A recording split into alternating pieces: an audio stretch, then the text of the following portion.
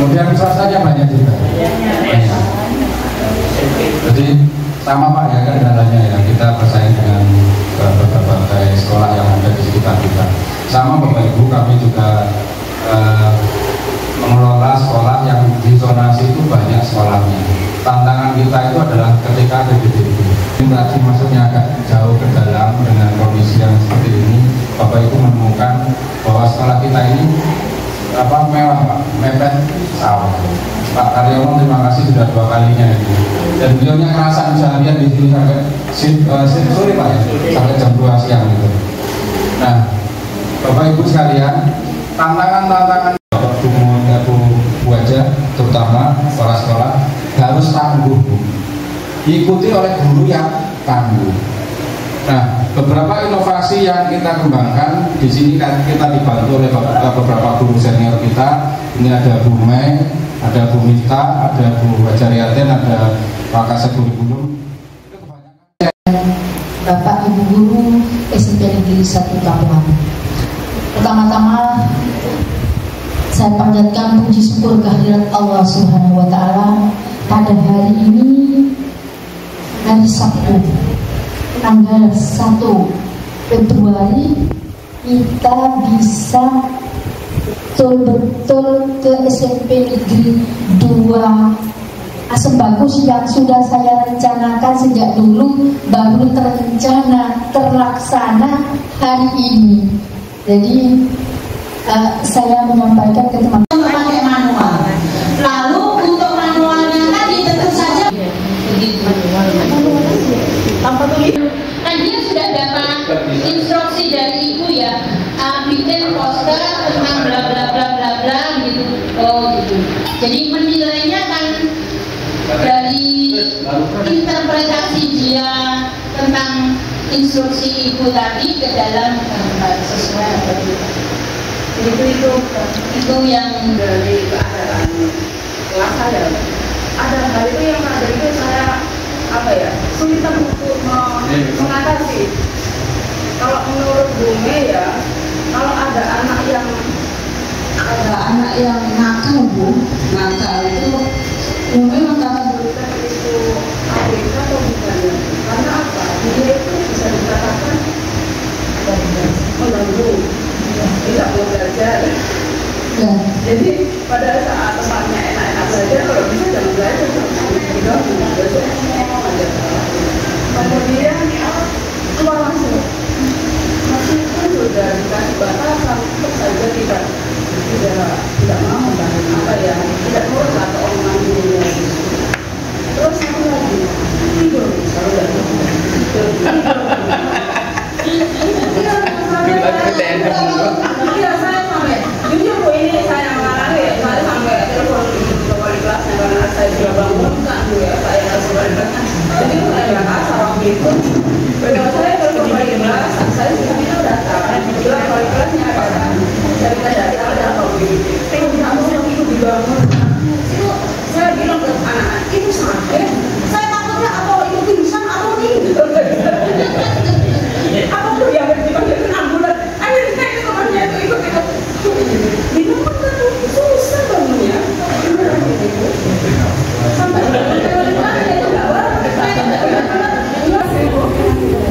itu juga abaikan. Kita menyebutnya tunalaras. Jadi anak-anak yang dengan kenakalan pada tahap lebih yang sulit kita tangani, tidak mau belajar, itu disebut tunalaras gitu. Katanya guru BK kita ngomong. Dan kita juga punya murid seperti itu. Sama saja punya. Untuk hal-hal seperti ini memang saya mengatakannya mungkin wibawa kita sebagai guru ya yang diminta. Saya kalau ditanya, teman-teman juga kadang tanya seperti itu ke saya. Saya kalau ditanya seperti itu kok bingung, nggak bisa jawab karena entah kenapa anak-anak itu enak-enak saja gitu. Enak-enak saja gitu, padahal mereka di kelas-kelas lain bisa saja menjadi troublemaker itu. Yang saya lakukan Bapak Ibu, dari awal saya tidak banyak bicara dengan anak-anak dulu. Jadi saya memang memulai dengan kesan jahat dulu. Saya mulai dengan kesan jahat dulu. Jadi ketika dimulai dari kesan jahat, anak kan nanti harus hati-hati sama bunga. Makin lama anak-anak ini saya rangkul. Sampai akhirnya beberapa guru itu juga heran, anak-anak nakal ini kok jadi anak buahnya Bunga gitu. Jadi saya prosesnya seperti tadi, saya tidak tiba-tiba waktu petang, saya ngajar kelas 9 Bu. Jadi kalau ngajar tiba-tiba pas saya senang ngomong sama anak-anak, enggak. Saya mulai dengan diam, saya berikan aturan yang di disiplin positif itu tidak benar sebenarnya. Saya salah satu yang kurang pas dengan disiplin positif, tetapi lama-lama ini sudah agak longgar aja. Saya sudah mulai begitu. Jadi saya mulai dengan tidak banyak bicara dengan anak-anak, menampilkan kesan mohon maaf sedikit jahat, tetapi dengan berkembangnya waktu, saya rangkul anak-anak, saya ajak bicara. Saya pengen tahu latar belakang mereka. Jadi latar belakang mereka yang bisa saya sentuh, saya sentuh. Jadi ada anak sangat nakal, kemudian saya tahu ternyata dia anak yatim, saya sentuh ibunya. Sekarang alhamdulillah ini. Ada anak nakal yang sulit ditangani sampai dengan gurunya, kamu menghadap Bume, kalau sama Bume boleh ikut pelajaran, kalau enggak. Biasanya cuma ngomong tapi saya enggak senyum, enggak apa gitu. Jadi untuk anak-anak yang seperti itu kita jangan terlalu berakrab-akrab dulu. Nanti belakangan setelah anak ini mulai ada perubahan, kita baru bicara dengan dia. Tapi setiap anak beda ya Bu. Kadang tidak seperti itu ya, masih nakalnya setengah mati, kadang gitu. Tapi percaya ya Bu, itu nanti yang bawa ibu ke surga katanya. Kalau kita sabar, kalau kita ikhlas mendidik mereka gitu. Untuk penanganan seperti itu mohon maaf saya kurang tahu. Jadi itu yang saya lakukan dalam bentuk project based learning. Jadi saya bentuk dalam project based learning. Semua guru kelas 9 kita kumpulkan, kita diskusikan. Di dalam project based learning itu kan langkah-langkahnya kita sosialisasi dulu, menentukan masalah, mencari solusi, melakukan aksi, kemudian pelaporan, kan begitu ya. Nah, teman-teman mencari di KD-nya masing-masing dulu, kira-kira yang sesuai, yang bisa dijadikan bahan untuk project based learning, yang nantinya bisa jadi ujian praktek. Perlindungan project based learning ini berjudul ekonomi kreatif di masyarakat pedesaan. Itu berarti kan masuk pelajaran IPS. Di dalam ekonomi masyarakat itu apa? Masalah ekonomi masyarakat itu apa? Tentu saja di lingkungan sini kan banyak orang di menengah ke bawah Bapak Ibu. Jadi masalah ekonomi itu berhubungan dengan penghasilan. Solusinya apa? Solusinya harus membuat usaha. Nah, usaha ini kan harus membuat sesuatu yang punya daya jual. Akhirnya turunlah pelajaran IPA tentang bioteknologi. Nah, kemarin disepakati di bioteknologi ini anak-anak memproduksi tempe dan memproduksi pupuk organik padat, begitu. Jadi gitu. Itu yang akan menjadi bahan yang akan dijual oleh anak-anak untuk menyelesaikan masalah ekonomi tadi. Itu IPA ya Bapak Ibu. Di dalamnya juga ada pelajaran matematika karena tidak IPA tapi MIPA. Nah, setelah itu ketika anak-anak berproses membuat tempe atau pupuk tadi, masuk juga pelajaran agama dan pelajaran seni. Karena teman-teman ini berencana membuat label halal begitu. Itu nanti dipakai dalam bentuk Canva gitu, Canva. Lalu tentu saja akan ada diskusi tentang apa sih halal itu yang dianggap sebagai ujian prakteknya. Nah, terakhir ketika selesai, ketika presentasi, ketika laporan, yang main adalah bahasa Indonesia, laporan, bahasa Inggris, text report. Dan informatika di mana? Informatika bertugas penilaian ketika anak-anak melakukan pekerjaan laporan. Itu yang kita lakukan di ujian praktek. Jadi dalam satu kegiatan kita punya banyak mapel yang diuji praktekkan. Dulu pernah kita lakukan waktu zamannya Pak Haji Senari. Waktu zamannya Pak Haji Senari seperti itu, cuma bukan untuk ujian praktek. Kali ini kita cobakan untuk ujian praktek, moga-moga nanti lebih gampang. Ke belakang setelah selesai, kita pasti akan melakukan evaluasi. Nah, evaluasi ini nanti yang menentukan apakah tahun depan hal-hal seperti ini masih kita lanjutkan atau tidak. Itu gambaran ujian praktek yang bersama-sama tadi ya Pak Ibu. Harus sama-sama mumet aja waktu bikin modul gitu, karena di dalam modul pasti ada materi, ada LK, ada penilaiannya dan macam-macam. Begitu Bapak Ibu. Apakah masih ada masalah? Kalau tidak ada masalah, kita lanjutkan acaranya. Ikut ini dan monggo.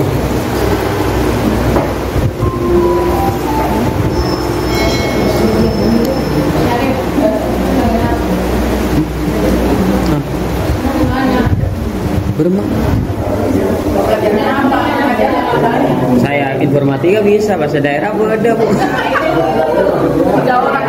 Agama ada. Iya, Bibu Wiwin. Tidak dapat kata Bibu Wiwin saya lu. Tapi lalu Bapak Ibu, jadi ada ini Pak Karyono kan kalau juga ke teman-teman BK itu, kan BK kemarin ngumpul di sini juga. BK itu bukan tempatnya untuk penindakan disiplin dan juga penindakan kepatuhan anak-anak Bapak Ibu. Jadi beliau ini tugasnya adalah bagaimana memberikan terapi secara mental untuk bisa kembali. Mereka punya caranya sendiri. Nah, untuk itu saya mendorong teman-teman itu, kalau bisa guru itu menangani masalahnya sendiri. Jangan harus bisa ya. Apalagi sekarang Menteri baru mewajibkan guru itu menjadi BK juga bagi kelasnya masing-masing. Jadi singkatnya, teman-teman kalau punya masalah di kelasnya, selesaikan dengan cara yang sesingkat-singkatnya dan dalam tempo yang singkat, dengan cara yang sepatut-patutnya. Ya boleh dengan tadi tekniknya Bume juga boleh, disiplin positif juga boleh. Kalau tekniknya Pak tadi itu Pak sabar, Pak tenang, Pak jeder, ketiga ya. Enggak, bisa diselesaikan insya Allah. Saya mendorong teman-teman seperti itu sekarang. Jangan sampai numpuk, ayo sama BK, aduh BK jadi tumpuan tindakan pemecahan masalah kelas-kelas itu. Jadi kalau saya juga nyarankan, kalau selesai ngajar, anak yang bermasalah itu ajak ngobrol, tidak usah lama-lama. Ada istilahnya teman-teman GP itu kan Bu Rianti ya, one day one student gitu. Pernah dengar Ibu ya? Jadi satu hari satu siswa. Setiap selesai ngajar bawa satu siswa yang bermasalah tadi untuk diajak. Tidak lama-lama Bu, ya.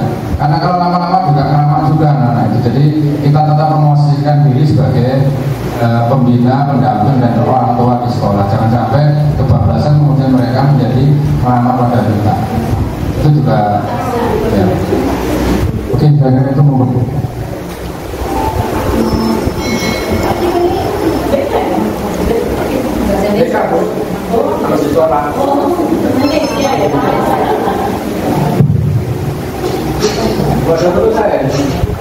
Udah kenal. Ibu bakar Ani yang tak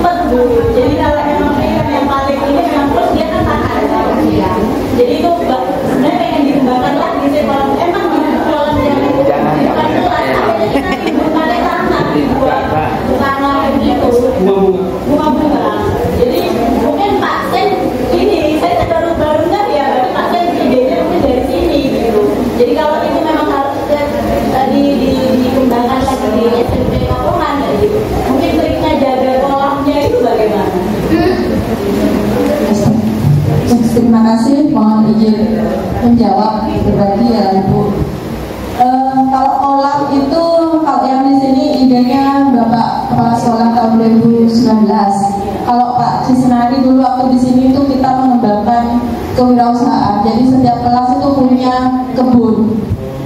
Ya, dulu lapangan tengah ini jadi kebun kewirausahaan. Ini kebunnya, dulu aktivis seperti itu.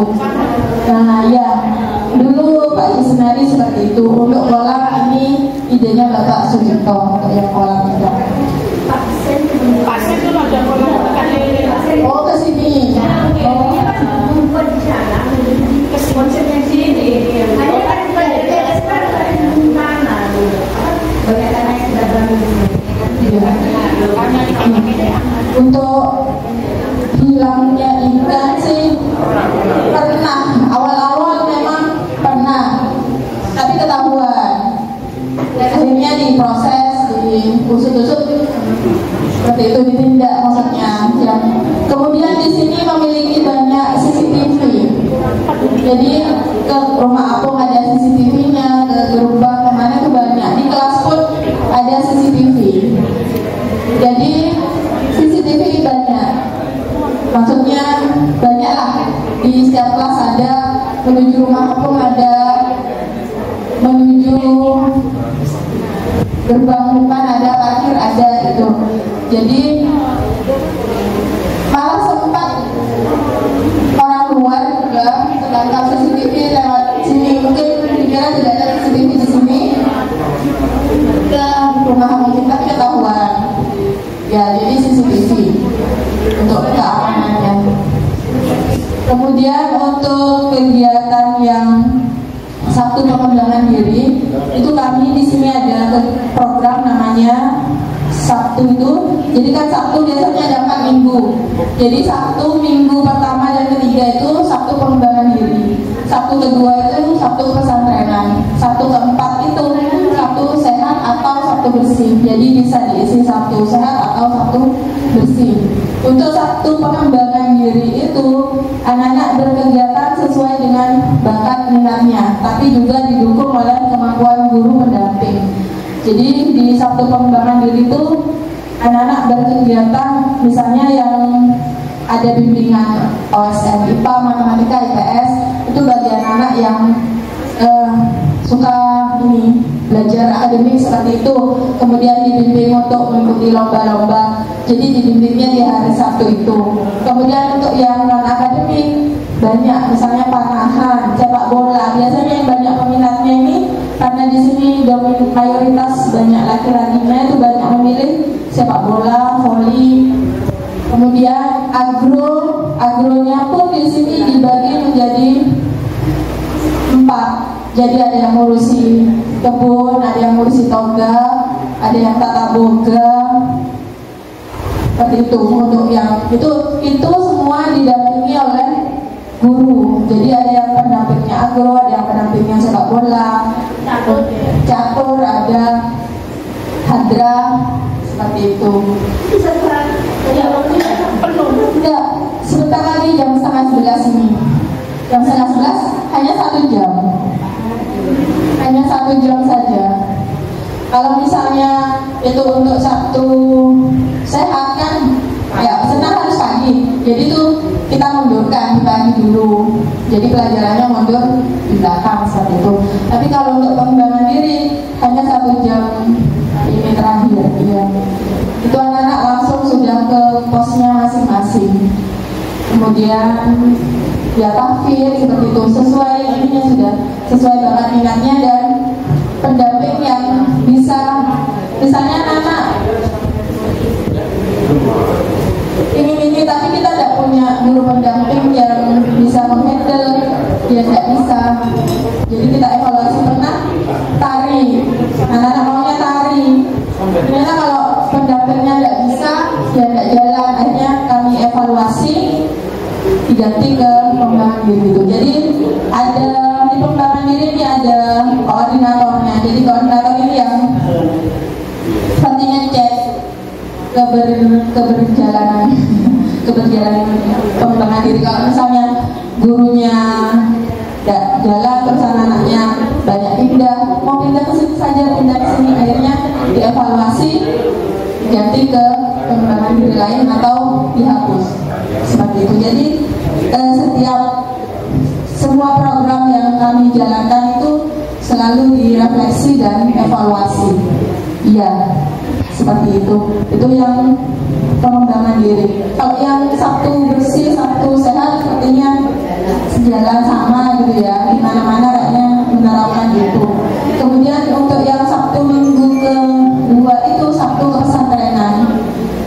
Jadi kepesantrenan itu kalau yang Sabtu kemarin itu masuk kelas, per kelas itu didampingi wali kelas dan guru ditambah satu guru lagi. Itu sudah pas kita, jadi tidak ada yang diperkenankan izin. Karena pas gurunya 18 itu dah. Jadi 9 kelas kan kami punya. Jadi wali kelas didampingi satu guru lagi.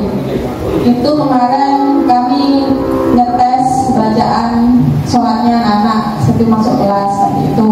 Kemudian ya itu pesantrenan, kemudian nanti praktek wudhu apa segala macam itu di Sabtu kepesantrenan seperti itu. Untuk kewirausahaan itu masing-masing kelas yang kelola. Apa gimana? Iya, waktu itu kebun, iya dikelola masing-masing kelas.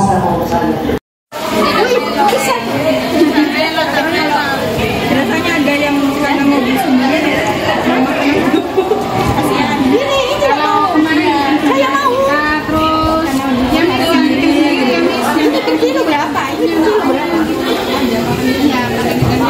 Yang mana? Iya yang buat sendiri. Iya karena ini kan bersih kan. Bersih kan bersih kan? Ada naik kayak gilingan kayak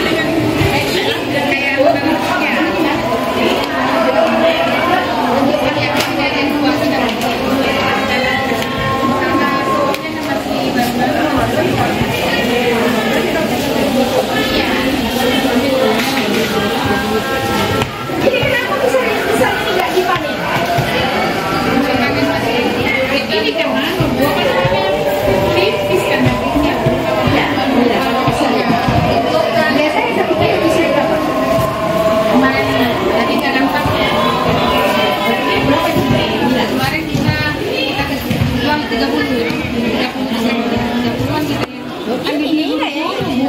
Ini nilai semua ada Buraminya di bawah. Kenapa enggak muncul?